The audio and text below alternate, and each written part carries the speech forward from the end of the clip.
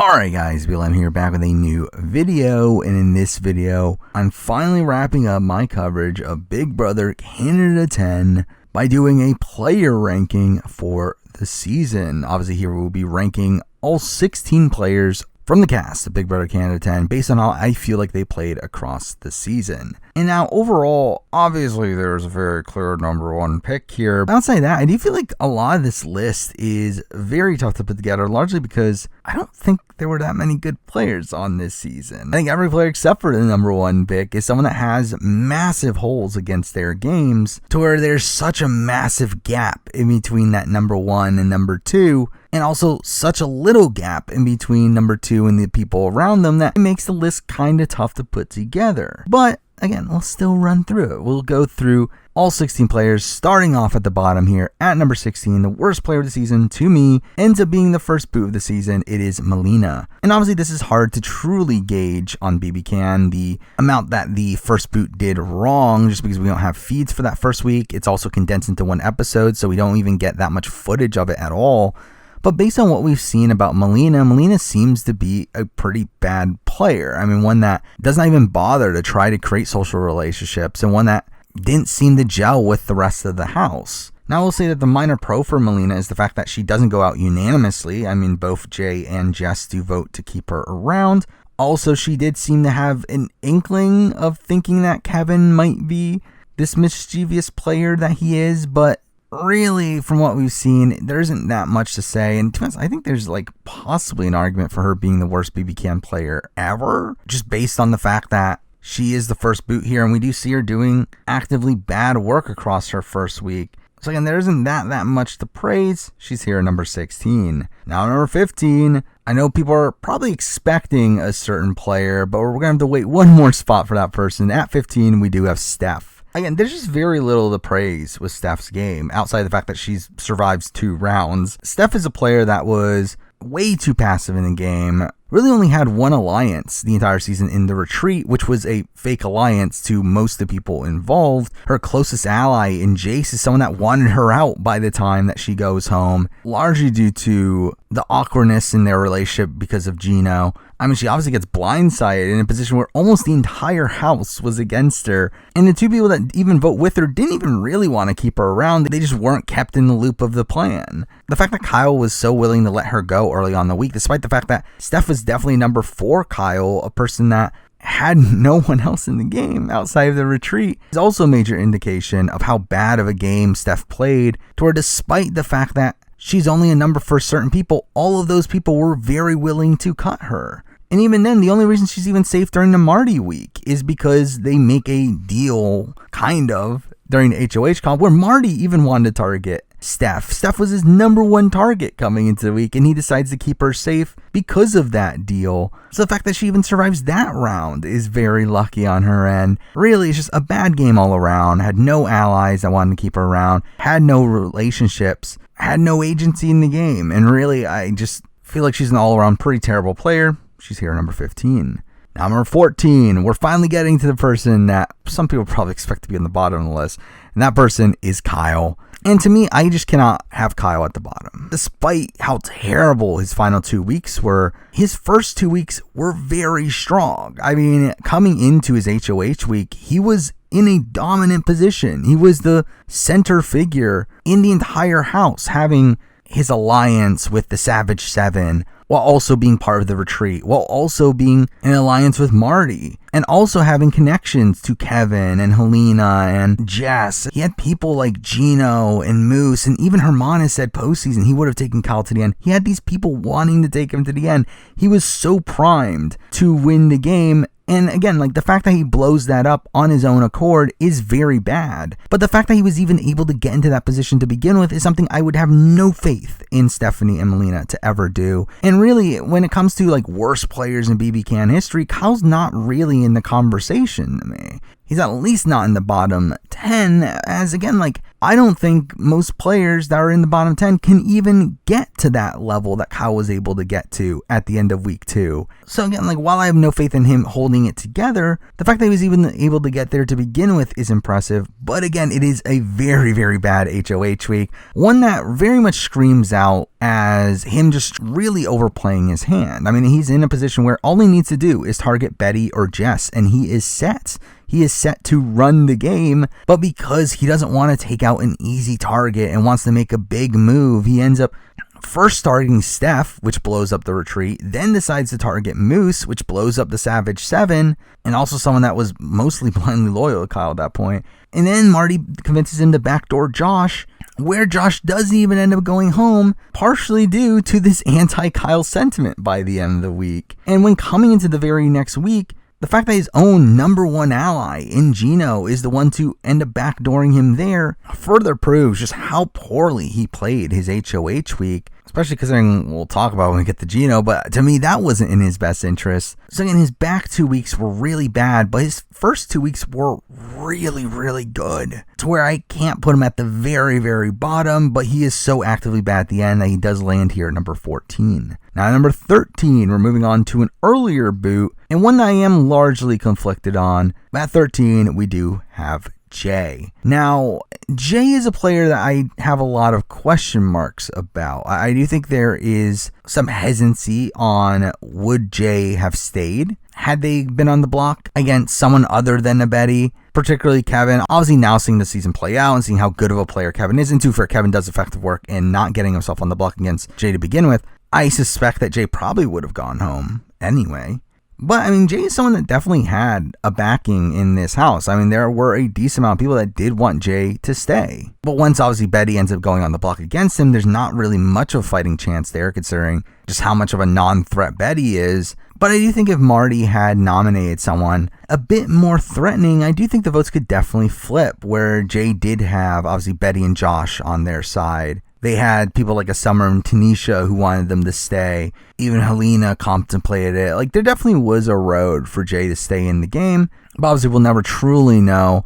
Now, obviously, they do get targeted by Marty in week 2. That in itself is pretty bad, where Marty really seems gung-ho on taking out Jay for seemingly no reason. Like, I still don't fully understand why he was so threatened by Jay. But again, I do feel like there are some unlucky circumstances that caused Jay to go out here. One, the fact that Marty was literally the only person targeting Jay coming into the week. So again, if it had not been a Marty HOH, Jay would have been safe here. Also, the fact that Jay was even Marty's first target. It was Steph, but because of the safety that Marty promised Steph, he keeps her safe. But that's also unlucky for Jay. And then also the fact that the veto ends up being won by Jace. So again, there are a lot of unlucky circumstances that lead to the Jay boot there, but still, considering how early of a boot they are, and there's still some question marks of whether or not they would have survived the block against other options, I do still have to land him here at number 13. Now at number 12, we're moving on quite a bit further to another player that I am largely conflicted on,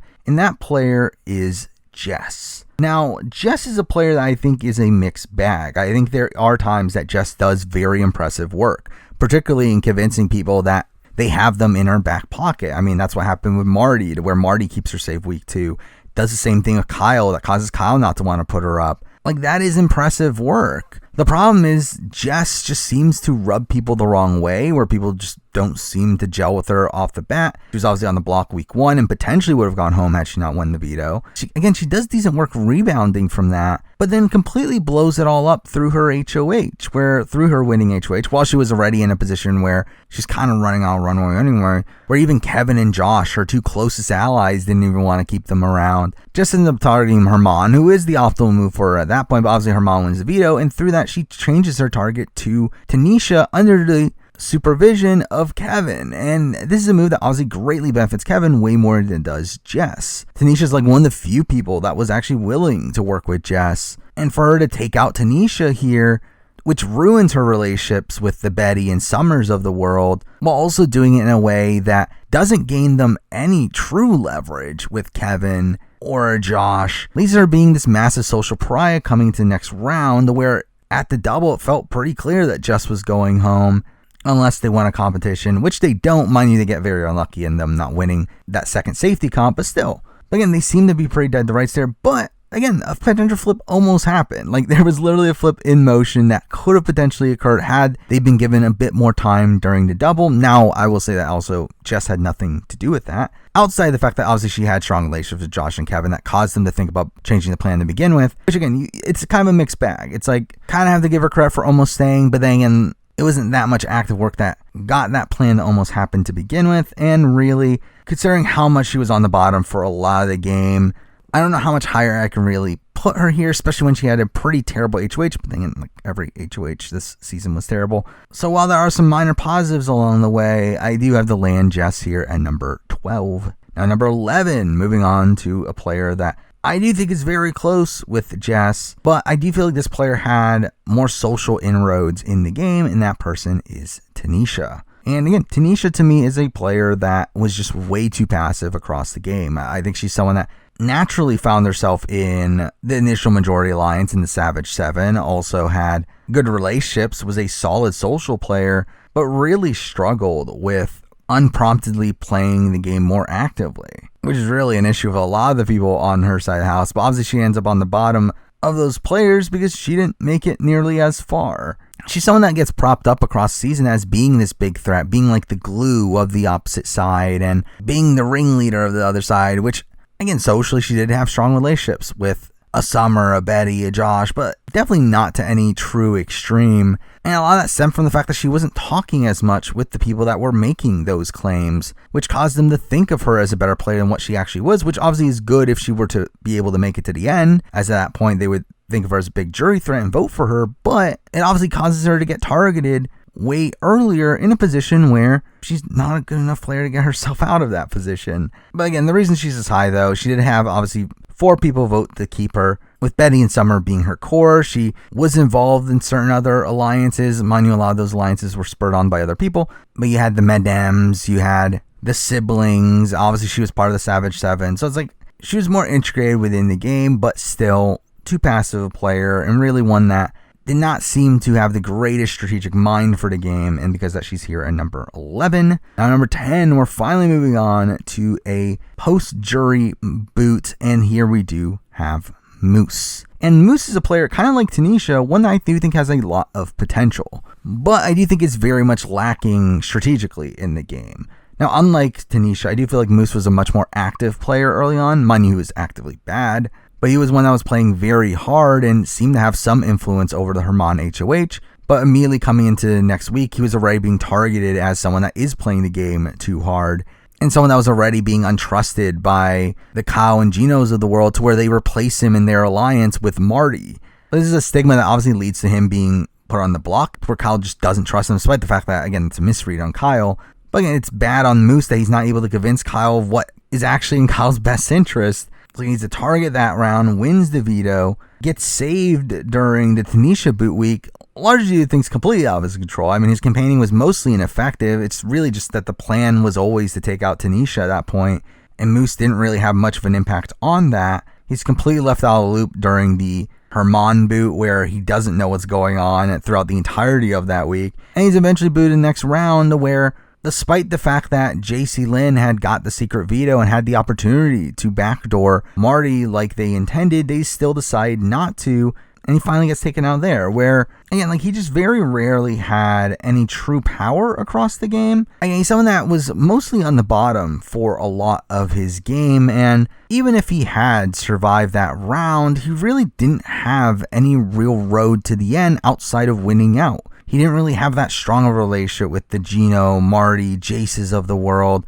The Josh and Bettys of the world didn't fully trust him. Obviously, Kevin and Molina wanted him gone. It's like he didn't really have a path forward, and was kind of just left out of the loop throughout a lot of the game beforehand. Had very little agency in the game, especially once Kyle ends up putting him on the block. But even at that point, again, a lot of that's his own fault as well for how actively bad he was playing early on. So again, it is a mostly bad game. I would actually argue that there's a chance he's actually below Tanisha and maybe even Jess, considering I do think he does less good work across the season than them. But I do think the longevity of Moose here, and him probably having less glaring holes in his game, particularly in the back half, where at that point I think he was just kind of hanging on, not really doing anything actively wrong, just not really being in that great a position either. It's like that kind of leaves him and close to those other two, but still above them here at number 10. Now, number 9, we're moving on to a couple players in a row here that are really bad in major aspects of the game, but also would have won the game had they gotten to the end. And because it is a struggle on where to land them. But at number 9, I am going with Marty. Marty, again, is a tough figure here because I do think he is someone that on paper has a good strategic mind. I do think he is someone that immediately after he gets voted out, he fully seems to recognize the game that Kevin is playing and how the game played out. The problem is that while he's in there, he is a lunatic. Like, I do think he is a player that is extremely stubborn in the way that he plays the game, where he has like these set values and morals that he wants to follow and tries to follow them, but then ends up not fully doing so because he's easily manipulated by Kevin, who, again, masterfully figures out exactly how to manipulate Marty and is able to do so throughout a lot of the season in order to get him to go back on his word to people like a Geno and also a Geno and Herman. Again, like, I feel like Marty makes some pretty suboptimal moves for himself, largely under the control of Kevin, and also socially, he kind of just gives up by the end of the game, where by the time of the safety chain, and when he ends up betraying Geno for the second time, at that point in the game, he kind of just gives up socially. Where his last 3 weeks in the game, he's not even really bothering to try to repair his relationships with people like a Summer, a Josh, a Betty, who grow some hatred towards him. And he decides to kind of fully commit to the Kevin Martin style of game of trying to win out, which he's not able to do. But again, I do think there are some pros for Marty. Again, he is obviously very good at competitions. He's probably the best competitor on the season. Again, argument between him, Geno, and Josh. But wins 3 HOHs, wins a veto. He was pretty well liked early on, where in week 2, immediately after he won HOH, everyone thought they were safe. Everyone thought they were good with Marty. And even coming out of week 2, despite him not playing optimally and him blindsiding Betty and him pissing off some of the house, he still was able to get integrated within the Colin Geno power structure to where, again, they swapped him out with Moose. He obviously flips against Colin Geno the very next week, largely due to the work that Kevin puts in, which he does in a really terrible way that really puts all the blame onto him, with him openly taking a lot of the brunt of the blame, which makes him an easy target in the very next round, where he does have to win the veto to save himself there. He obviously is part of the potential Geno blindside, but his hesitancy is what causes it not to go through, despite the fact that he does vote for Geno. And then from that point on, again, it's him being a social pariah and him wanting revenge, only for Kevin to still manipulate him into putting up Herman, which is probably still in his best interest anyway. But again, that entire HOH week is really just him burning his social capital with most of the house. He's almost backdoored during the Geno HOH, where it had not been for Helena winning the veto, and then obviously Kevin and Helena also doing good work in getting Geno and Jace to want to work with Marty moving forward. Again, that would have been the end of Marty's game. And then we obviously have Marty winning the very next HOH, where he almost makes what's probably the optimal move for him at that point in taking out Josh or Betty, but again gets manipulated by Kevin into not directly putting Kevin on the block, and through that we get the gummy bear situation, which takes out Geno and leaves him as the biggest target on the board coming into the triple, where he's an easy boot there. Again, it is a game with a lot of negatives. I do think there are more negatives for Marty's game here than there are for the last few players we talked about. A major difference is, one, again, longevity. He is someone that does make it to the triple, but also he's someone that would have won the game had he gotten to the end. I mean, both Herman and Moose had a lot of respect for Marty's game. And I do think if he had been able to comp his way to the end, I do feel like most of the jury would have respected him by the end. Again, not the Bettys and probably Summer or Josh, but I do think enough for him to win a jury vote, which is really what's keeping him alive here on this ranking here and why he is here at number 9. Now, number 8, we're moving on to a similar player, one that I think is slightly higher just due to the fact that they were more well-liked socially, and that person is Geno.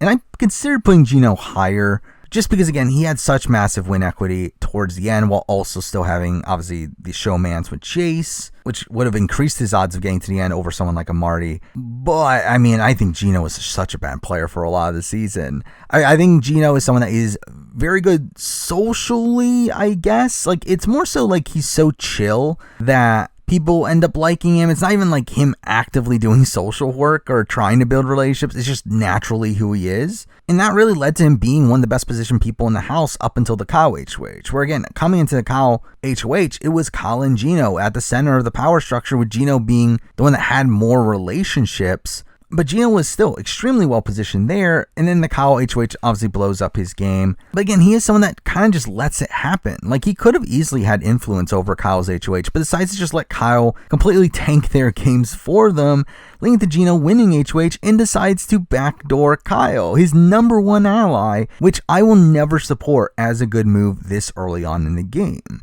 I mean, I think there are positives of doing this towards the end game.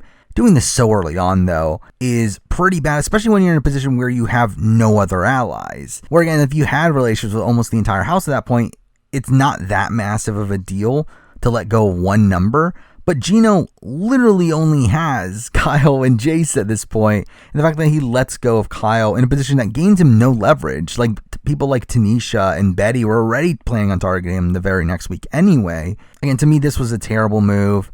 Kind of gets lucked out during the Jess week, where Jess does initially plan on putting up Geno on the block, but gets talked out of it by both Kevin and Jace. Kevin for wanting to work with the showmance, while Jace does do pretty good work in keeping him safe. But again, like, Geno himself doesn't do much actively there. He's almost blindsided the very next week, where had there been more time to talk during the double, I do feel like that plan would have gone through and Geno would have been blindsided there. Gets very lucky that he doesn't get voted out there, and also gets lucky in the sense that Jess put one white ball in the tube that causes her to lose the competition, where had that not happened, Geno would have gone home anyway. Very next week, Herman ends up going home, who was a massive shield for Geno, and also someone that was willing to work with Geno moving forward. But Geno just lets Herman go home, despite having a chance to stop it, but not really taking that opportunity. He wins HOH and tries to backdoor Marty, but that plan ends up failing. And then him and Jace get tricked into not going through with that plan by Kevin and Lena, and then we get into his actual boot round, where he,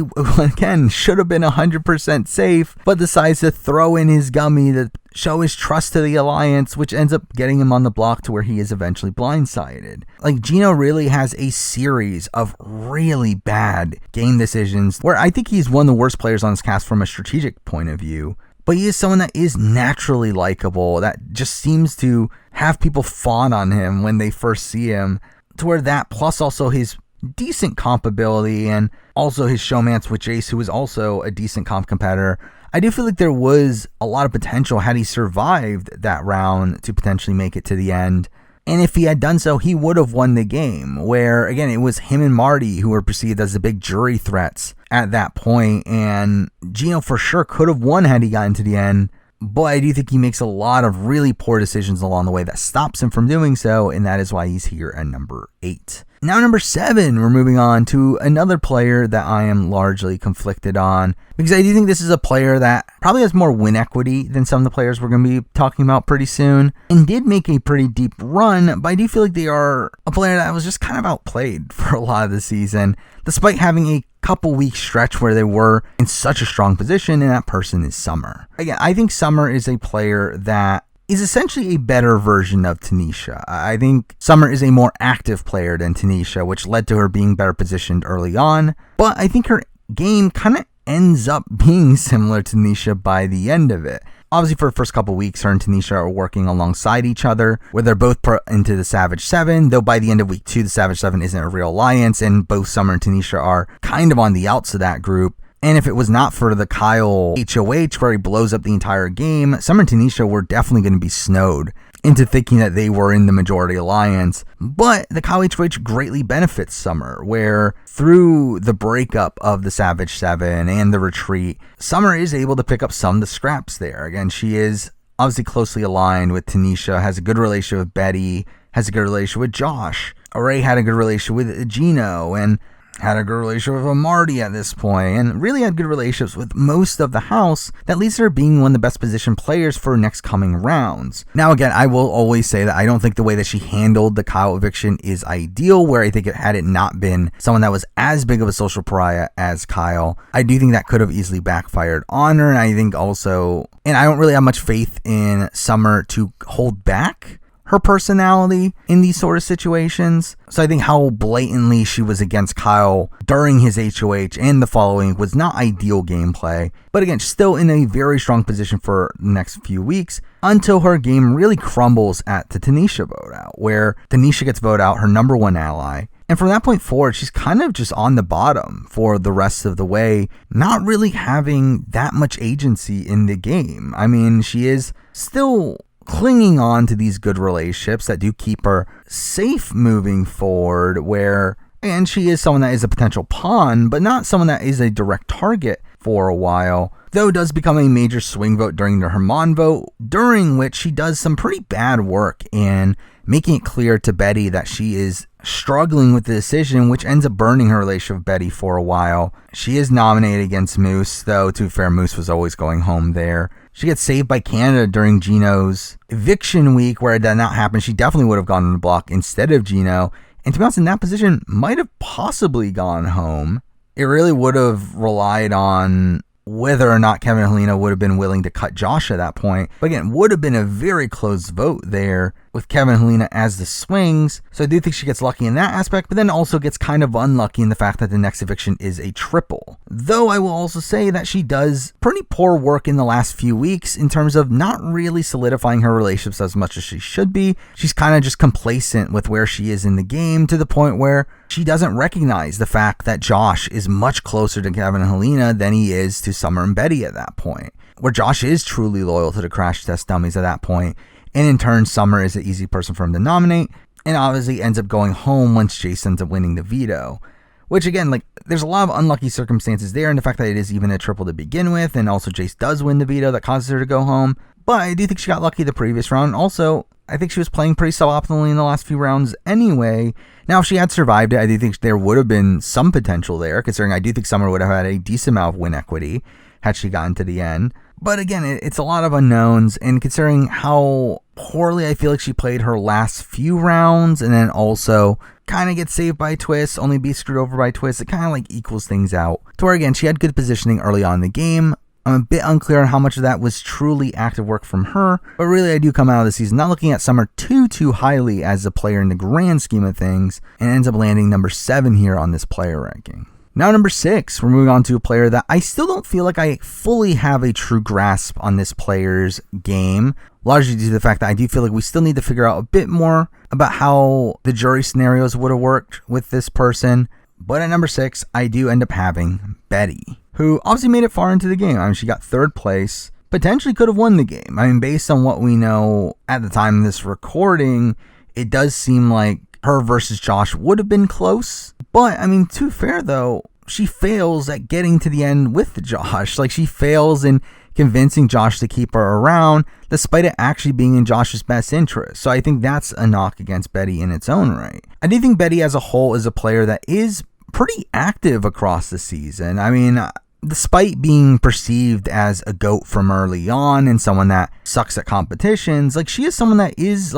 actively playing the game. The problem is that I don't think she's that effective in the game. And also, I feel like a lot of times she's playing the game in a bit of a misguided way, where she's very rarely playing the game to get herself to a win, where she's mostly playing the game to try to get Josh to the end, where she thinks that Josh would beat her. Again, it's not really even a situation where Betty wants to get to the end with Josh because she thinks she can win against Josh. She genuinely thinks she's going to lose, but is still going to the end with him. So I think that's an issue. I mean, she does show herself to be a very emotional player across the season, where right away, I mean, she's backdoored by Marty, and her instant reaction in doing so is to blame Kevin for it, when Kevin was just in self-preservation mode at that point. She's someone that's lucked out during the Kyle HOH week, where initially she is the target for that week and ends up not being the target due to pretty much nothing that she actually ends up doing. It's largely due to Kyle being Kyle, but also due to the poor work that Steph and Moose end up doing. And also this notion in Kyle's head that he needs to target a big threat, and Betty just isn't a big threat, which again is not a purposeful thing from Betty. It's not like she was trying to be a non-threat. She just actually was. She's obviously on the outs during the eventual Tanisha week. She messes up the plan to blindside Geno, where she almost gets that to go through, but then backs out because she doesn't trust Marty enough. she does do pretty effective campaigning when she's on the block against Herman, where she ends up making this deal with the showmans, a final four of them and Josh that keeps her safe. That is pretty good work there, and it keeps them safe through the very next round as well, to where at that point Geno's fully all in on backdooring Marty. So yeah, I feel like that's probably one of the best moves Betty makes across the entire season. The problem is that Kevin and Helena are still able to counter that alliance by the end of that week, where they get Geno and Jace back on board with the 5, in a position where they're willing to cut Betty and Josh coming into the very next week. And really during the eventual Geno boot week, she's obviously the initial target for Marty and probably would have gone home had nominations stayed the same.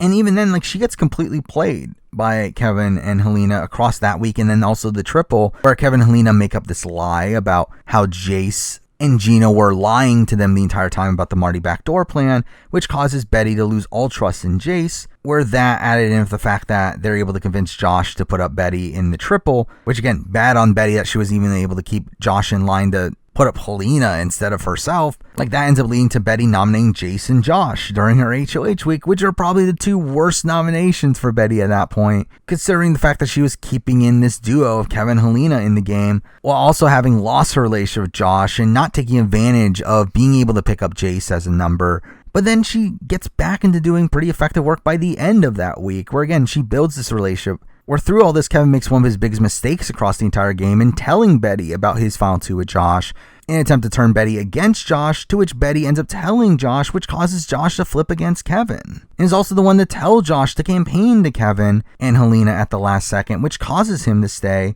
which leads to her being in a pretty good spot coming into the final 4 round. But at that point, I do think she makes a pretty suboptimal move there as well in voting out Helena, someone who she probably would have easily beaten if she had gotten to the end with. But instead goes to the end with Kevin, someone that she more than likely loses to, and Josh, someone that I think it's a very close vote between. So again, I think there are some major highlights in her game. Again, her making the final 4 deal with the showmance. That was in effect for about a week and a half or so. I think that was pretty good work. Again, her flipping Josh back into her corner was pretty good work. But again, she's not able to keep any of these things together. Again, Josh eventually does vote out Betty.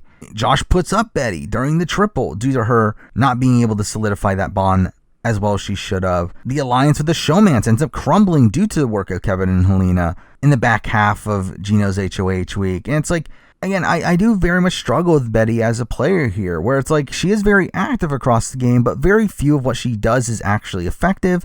And she also has a pretty big misread on the game. And also something to factor into Josh not taking her to the end is the fact that a lot of this is due to how much Betty dumbs down Kevin's game, where Betty talks about how much of a goat Kevin is at the end, how Kevin's never going to win the game, which causes Josh to realize that, okay, I should go to the end against Kevin because I'm more than likely going to beat him. So in a way, Betty kind of also plays into her own downfall there as well. So again, a very rocky game, one that I still am not 100% on whether or not she would win if she got to the end, and in how many scenarios. So again, very conflicted game for me, and one that, like, to be honest, with more information, might move up a spot or 2, but I think at the end of the day, I am landing here at number 6. Now, number 5, we're moving on to a player booted way earlier in the game, but is a player that was playing a pretty strong game at points and had so much potential across the season, and that player is Herman. Now, Herman is an interesting case here, where I think Herman is probably the only good HOH across the entire season. It's funny looking back on it, that if you literally go through all of the HOHs across the season, every HOH literally has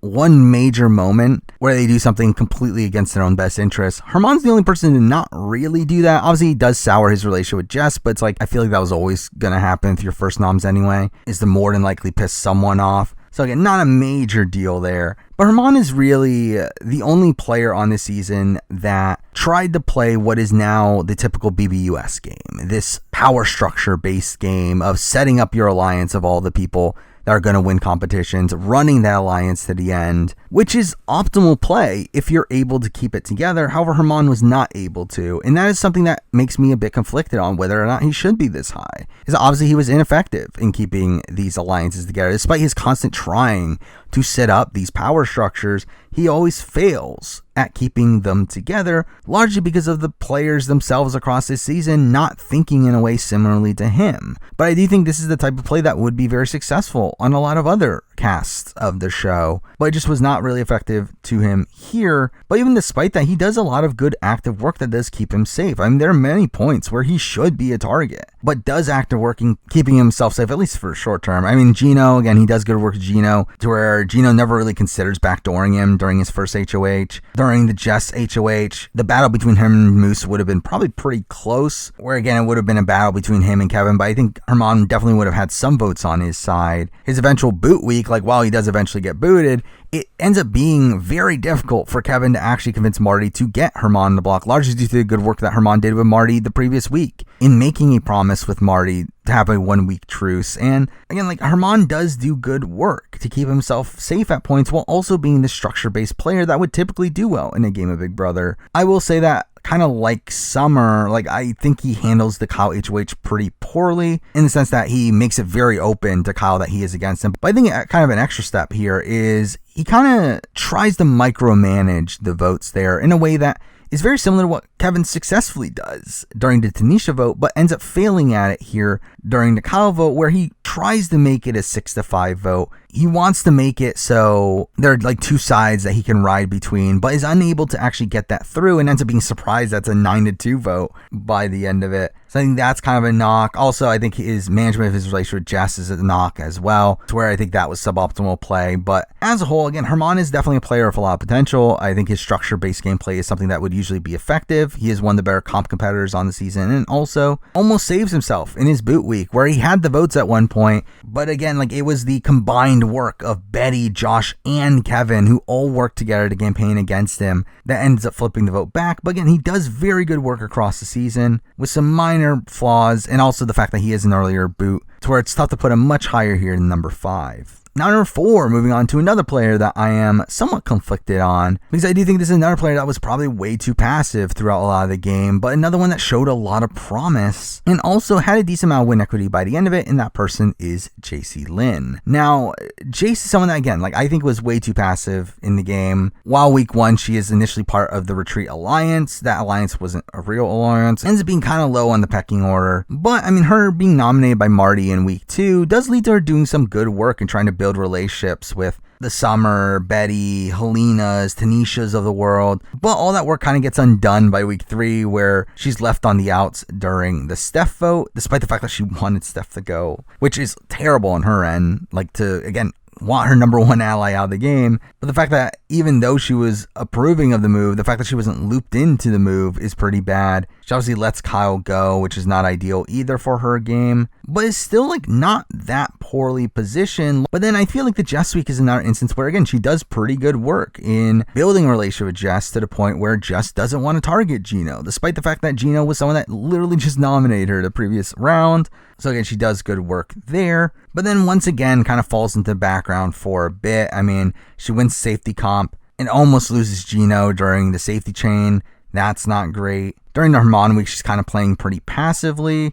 During the Moose boot, she does eventually get tricked into not using the secret veto through Kevin and Helena having convinced Geno and Jace earlier that backdooring Marty was not the correct plan. But then we get to the Geno boot week, which I do think Jace actually plays kind of okay by the end of it. Like, obviously she gets blindsided in the fact that Geno goes home, and that's not good for her on paper. I mean, I actually think partially was kind of good in the sense that she's able to play her game on her own, but obviously like losing a major number in Geno, especially at the final 8, is a bit too early. But I mean, she does pretty good work by the end of the week, where towards the end of the week, she does branch out to Betty and Summer and does convince them to keep each other safe coming into the double/triple. The problem is that Kevin and Helena do more effective work immediately afterwards by lying about Jace's intentions with the secret veto, and through that ends up undercutting her. But I do think she did pretty good work to begin with, and that kind of leads to the final 5 round, where she does end up going home, but I think once again like does pretty effective work at points. Again, she does fully convince Kevin and Helena to vote out Josh at one point through having a pretty solid campaign there, and was in a position where, had she survived that round, she's very likely to win the game. I mean, I think for sure wins the final 4 HOH, gets the final 3. I mean, at that point, I think it's debatable on who would win that final HOH at that point, but if she does win that final HOH, and takes Helena to the end, she does win the game. She takes Kevin, it's maybe a bit harder, but she was definitely someone with a lot of win equity by the end of it, where she really just needed to get past that one round that she ends up getting voted out at. And if she had, she would have had a decent chance to win the game. But again, there is a lot of passiveness throughout the game and a lot of points where she's not really in the know of what's going on in the game, but also a lot of like little bits of impressive work along the way that do have me land her here at number 4. Now we're at the top 3, which just so happens to be the 3 crash test dummies. And obviously there's a clear number 1, but I will say the fight between 2 and 3 is very, very close to me. One that I do very much struggle with, but I think at 3 I am going to go with Helena. And a lot of this really stems from the fact that I don't get the sense that Helena can win the game. I mean, based on all the exit interviews we've seen, it seemed like Helena would have lost against anybody, where it feels like the jury in general just did not respect Helena's game. And she also has some pretty actively bad jury management through telling certain jury members that, oh, it's Kevin, that's the one that's making the decisions. Then she has a bad goodbye message to Jace. It's like she has pretty actively bad jury management that makes me inclined to think that she would lose a jury vote against anybody. That being said, again, she does do very good work in maneuvering through the game. I mean, she is the only person to not be nominated the entire season, which I think in general is a stat that's a bit overstated, but it is still something to note here. And I think Helena does a lot more active work in getting herself not on the block. Mind you, I think also Kevin does a lot of work in getting her not on the block, to the point where like he literally tells Josh at Final Four to not put Helena on the block and put me instead. But still, Helena ends up not being nominated for the entire season. That is very impressive, especially considering the fact that she's on the bottom and she is someone that is very easy to use as a pawn, but instead they decide to go with Betty as a pawn, or even Kevin in week 1, or Jess. It's like the fact that she's able to avoid that stigma of like this being the easy pawn to put up is impressive. She's also someone that is very good at building one-on-one bonds early on, where she does have good relationships with the Betty, Summer, Tanisha side of things. She also builds a decent enough bond with the Kyles of the world and the Jaces of the world. She obviously has the final 2 with Kevin from very early on. She also has that final 2 with Marty. It's like she does have really good positioning early on in the game, and it is a lot of these relationships that do greatly benefit Kevin in the game, that do allow Helena to do work that benefits them as a duo and maneuver through the game. However, I think for me the greatest flaw of Helena's game is the fact that she just lets Kevin get what he wants at every opportunity. Like there's never a point in the game where Helena fights to get her way. It's always Kevin being the one to make the decision for a duo, and Kevin being the one to get credit for that move, and also being the one that benefits most from that move. I mean, to get rid of Tanisha is a move that greatly benefits Kevin, but actually isn't necessarily in the best interest of Helena, considering she had a strong relationship with Tanisha. Definitely a stronger one than the one she had with Moose. I mean, obviously the big example is the Jace vote, where keeping Jace around is much, much more beneficial to Helena, while initially it was better for Kevin to keep Josh. And again, once again, Kevin gets his way there, where the only reason Kevin flips to potentially vote out Josh at one point is mostly due to the work that Jace does, not due to the work that Helena does. Mainly because, again, like Helena doesn't really fight to get her way at any point across the season, which is very underwhelming. But again, like she is working alongside Kevin throughout a lot of the game. She is helping execute Kevin's plans, where again, she helps Kevin convince Marty to backdoor Herman. She helps Kevin repair his relationship with Marty during the Geno boot week. She helps Kevin lie to Betty and Summer about Jace's veto. It's like she does do good work alongside Kevin for a lot of the game. I just feel like Kevin was the one actually making the decisions the entire way, and Helena was letting Kevin make the decisions, where we couple that with her terrible jury management to the point where it doesn't seem like she wins against anybody. And also the fact that Josh and Betty do end up voting out Helena over Kevin, which ends up being completely against their best interests as well, which I think part of that is due to Helena's own misread of her thinking that she would easily win if she got to the end, when in reality that's actually the complete opposite. Like, I just feel like Helena obviously has good elements of her game, but her lack of gumption while talking through strategy with Kevin, and also her lack of jury management, really ends up leaving her here at number 3 for me. Now, number 2, again, the top player outside of the obvious number 1. Here we have the runner-up of the season. We do have Josh. And again, this is a tough debate because obviously there are some glaring holes with Josh. Like Helena, has some poor jury management, particularly with the Summers and Mooses of the world. Mind you, I do think Josh still beats Helena if they got to the end, and even against Betty, it is seeming to be pretty close based on their own account. Or based on my count, I would assume that Josh would have the votes of Geno, Marty, and Jacey-Lynne locked in, probably Kevin as well. So at that point, he only needs one more to secure his win. And that obviously leads to a major flaw in his game in the fact that he does vote out Betty to take Kevin, showing his misread on the jury, thinking that Kevin is the smallest threat, when in reality he was the biggest threat left on the board. And that bleeds into the Helena vote as well, where he wants to get rid of Helena, which to be fair would have been fine had he stayed true to keeping with Betty, but it obviously just opens up the possibility of getting to down Kevin to where he does end up losing, which he actively takes that decision anyway. So again, it's all really bad there. Also, just Josh in general is a very passive player. I mean, he is a player that very early on was well positioned, being part of the Savage Seven, but then didn't talk game with most of those people, instead building bonds with Betty and Jay, not really building super strong strategic relationships with them, and in turn is kind of left out of discussions in week 2, to the point where, again, Kyle is willing to backdoor Josh in week 3. Mind you, he has the support of the entire house at that point to stay, and that is impressive. But again, there is a reason why he's put up there. Again, he doesn't have that good of a relationship with Marty. He loses trust within the Savage Seven due to how much he's not talking game with them. So again, that is some poor play, but also it's backed by some strong play and him end up staying. And along the way, he does some decent campaigning. He does flip over Marty to his side, though obviously part of that is due to the help of Kevin as well, but still, again, like some good work there. And really, he is one of the best positioned players in the house at that point moving forward, where like literally everyone wants to keep him around. There's no one that is directly targeting him in the game. And coming into the Tanisha round, that's when he's pulled in to the crash test dummies. He does build a relationship with Kevin, and through that also Helena, and starts actively playing both sides. Almost flips the vote during the double eviction. Had he done so, would have been a very beneficial move for him to get rid of Geno, one of the bigger threats on the board, while also keeping in Jess someone that was blindly loyal to him. And again, it largely fails due to the fact that he didn't have enough time to really talk it through. He is in danger during the Herman boot week, but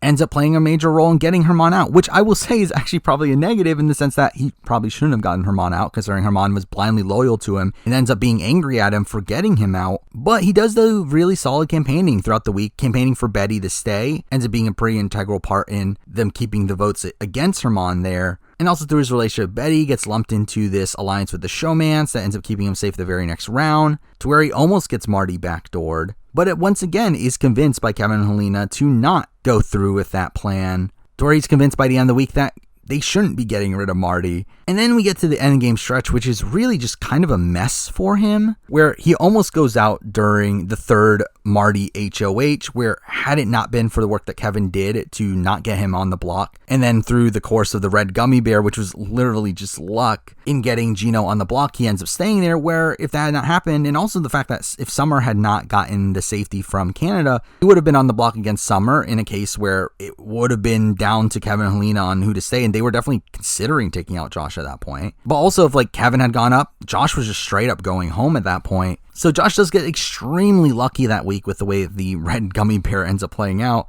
and all the circumstances around that. But then we get to the triple, where he does fully show his loyalty to Kevin and Helena, where again, the optimal move here is still to put up Helena over Betty. I mean, that was still a pretty bad move. I think the Summer thing was kind of a lost cause at that point. While he definitely could have handled Summer better here, I really don't know how much he can truly change, outside of just completely changing up his loyalty to Kevin at this point, which again wasn't really realistic over the course of this triple. So again, like I don't really fault him too much for how he handles Summer, but obviously the Betty thing is the bigger deal here, where through him nominating Betty, he is put on the block the very next week by Betty, to where he almost goes home. And had it not been for Betty telling him to go campaign to Kevin and Helena, he probably does go home. And he is very passive throughout this week, never bothering to really talk to Kevin and Helena about the vote until the very last second, where he does do very effective work in convincing them that he's going to throw the final 4 veto. But again, like it took him forever to even get to that point. And really from that point forward, again, he comps out the end, making the wrong decision at pretty much every opportunity. Again,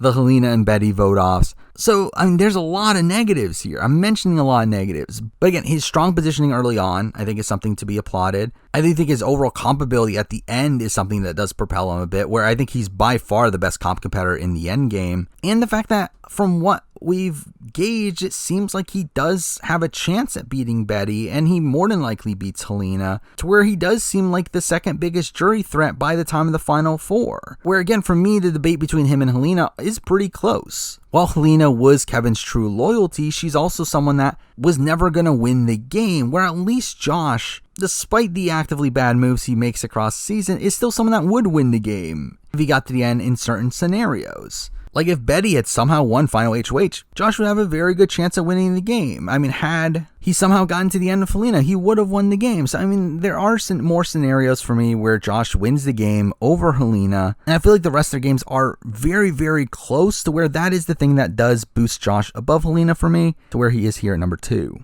Now, number 1. I mean, who would have guessed it? The number 1 player from Big Brother Canada 10 is obviously Kevin.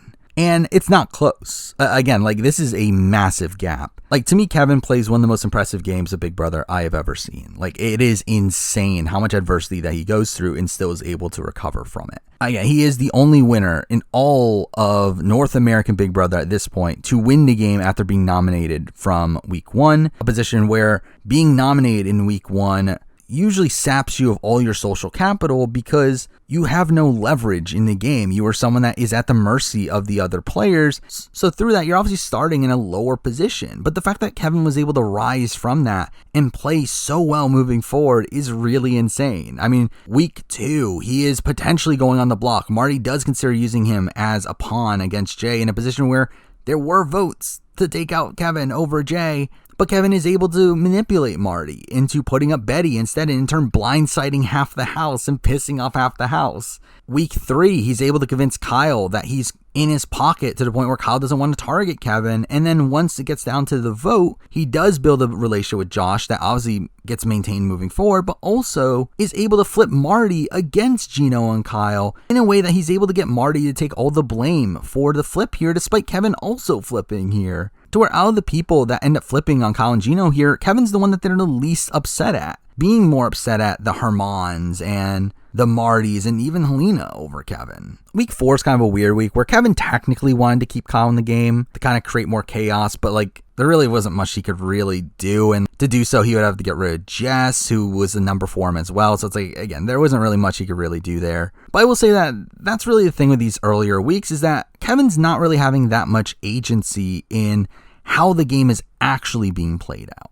Like again, he is very much in survival mode. He's not leading any of the votes, but he is very impressively keeping himself out of danger, again, through his relationships with Marty and Kyle. And while he's able to do some micro moves along the way, it's really not until the Jess HOH that his game really skyrockets, where he convinces Jess to put up Herman and Moose so that he can set up his own power structure, initially wanting to bring in Geno and Jace into his alliance. When Herman wins veto, he's able to convince Jess to do a move against her best interest in nominating Tanisha, and is able to organize the Tanisha vote very impressively to make it a 5-4 split, that way creating 2 sides that allows him to become part of this 5 of Marty, Geno, Jace, him, and Helena, to end up having a lot of control moving forward, while also building the crash test dummies with Josh, who is on the other side. And really his management of Josh throughout the rest of the season is one of the biggest pros for Kevin's game, where again, because he's not able to win any competitions, the fact that he's able to manipulate Josh into doing what he wants, he's able to manipulate Marty into doing what he wants moving forward. It's like that's really the biggest pro of Kevin, is being able to manipulate the people that are in power of doing things that benefit him more than it benefits them. Next, we get the change of safety round, which again is kind of a knock. I mean, he does want to keep Jess around. It does end up failing, but I'm not going to fault him too much considering a lot of that has to do with the format of the double eviction and not having enough time, but he comes very close to getting Geno out, and even then gets none of the blowback from it. Like, despite him being the one that was fighting for it the hardest, they just somehow don't remember that he was, and instead put all the blame onto Betty and Josh, to where we get to Marty's second HOH week, where despite how filled with vengeance Marty is, he's still able to convince Marty to go back on his word to Herman and backdoor Herman, which is an insane move. One of the best moves for Kevin across the season, considering Herman is the only person that was directly targeting Kevin at this point in the game. The next week, he is kind of on the outs a bit, where again, it starts off with Geno winning HOH, wanting to backdoor Marty. Kevin and Helena are not part of that plan. However, Josh does end up leaking the information to him eventually. And they do get kind of lucky that Helena wins the veto, but also Kevin and Helena do very effective work in convincing Geno and Jace that it was against their best interest to get Marty out, and also are able to convince Josh of this too by the end of the week. So again, that's very impressive work. We then get to the Geno round, which is such a train wreck, especially early on, where like Marty ends up catching Kevin and Josh talking, and through that suspects that they're working together. So through that, like Kevin loses a lot of leverage with Marty. And once Summer gets saved by Canada and then Betty wins the veto, it looks like Kevin's going on the block until he does once again very impressive work, having a talk with Marty, and ends up swearing on his fake marriage that he wouldn't backstab Geno and Jace, which leads to Marty creating this plan of the red gummy bears, which, I mean, it is a bit of a luck-based circumstance, obviously. Obviously, there was a 50-50 chance of either Kevin or Helena going on the block, and through that, they have to take Josh out at this point, which was a pretty important weapon for them moving forward, and in turn, also have the showmance move forward with them into the triple, which is a very dangerous position, but I still think this is very impressive work from Kevin. Again, he literally turns it from a 100% chance he's going on the block to a 25% chance that he's going on the block, which is very strong. And then also, while him and Helena do wait a bit too long for my taste to tell Betty and Summer about where their vote is going, they do eventually do very effective work in undoing all the good work that Jace had previously done by actively lying to them about what Geno and Jace were going to do during the potential Marty backdoor week. And in turn, flips Betty and Summer against Jace, which really ends up coming in clutch moving forward. During the triple eviction, we see the influence Kevin has had on Josh, where he's not putting up either Kevin or Helena, and instead nominating Summer and Betty as own allies, which really harms him coming into the Fall 5 round, where,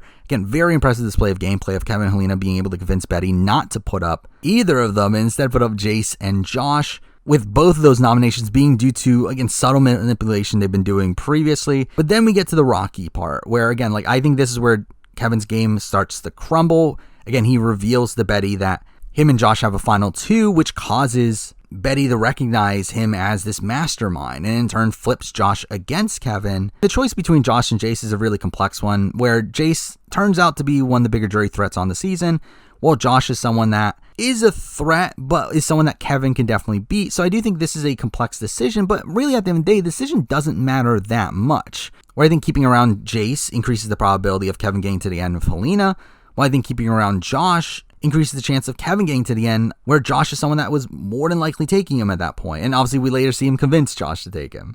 So like really, for Kevin in particular, I don't think this choice matters, but what does matter is how they handle this choice, which I think is terrible. The way that they go back and forth and openly tell both Jace and Betty at points that they're going the other way. And really, it's Josh tricking Kevin into thinking that he's going to throw the Final Four veto that causes them to keep him around. That's really poor work.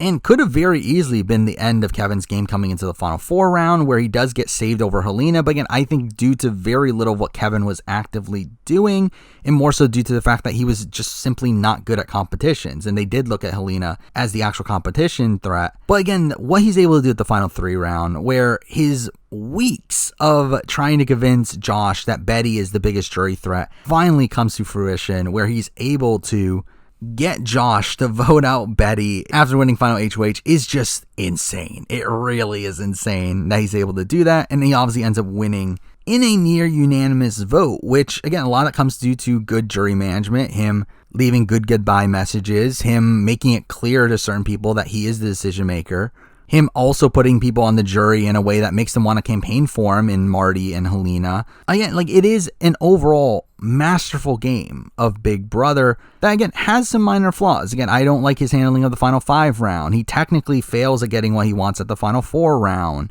He doesn't have that much direct control in the first few rounds of the game. And it's like, when it comes to like a winning game, it's like, yeah, Dane and Cody and Derek and the likes of that have like fully dominant games, even like an Andy, I think I would have above Kevin on a winner ranking in terms of the amount of control they had over their winning game. But this is still one of the most impressive games I've ever seen. Again, the amount of adversity that Kevin faces literally every week, like almost every week he comes into the week in a position where he should not be getting his way, but then ends up doing so. And that is insane. I mean, the fact that Kevin was able to get himself out of so many tricky positions ends up being extremely impressive. And again, it's not even close between him and the next person on this list. Like, he is by far the number one, to where he is a borderline best player of BB Can. Again, I think the argument's between him and Dane. I think there's an argument of him being like top 5 BB player just in general. Like, he is an all-time great player, has an all-time great game, played one of the most impressive games I've ever seen, by far number one on the player ranking here.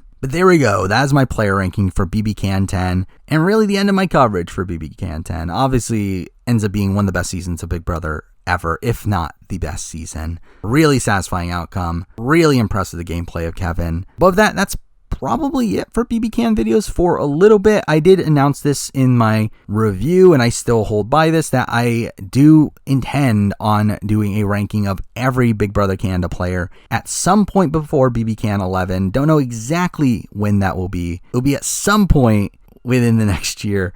But obviously still doing coverage of Survivor 42. We got BB24, not in the too far future. We got The Circle Season 4, The Challenge All-Stars 3, BBAU. We got Survivor SA coming back relatively soon. We got The Challenge CBS. Like, there's a lot going on. So stay tuned for videos on those things. But for now, that is the video. Thank you for watching.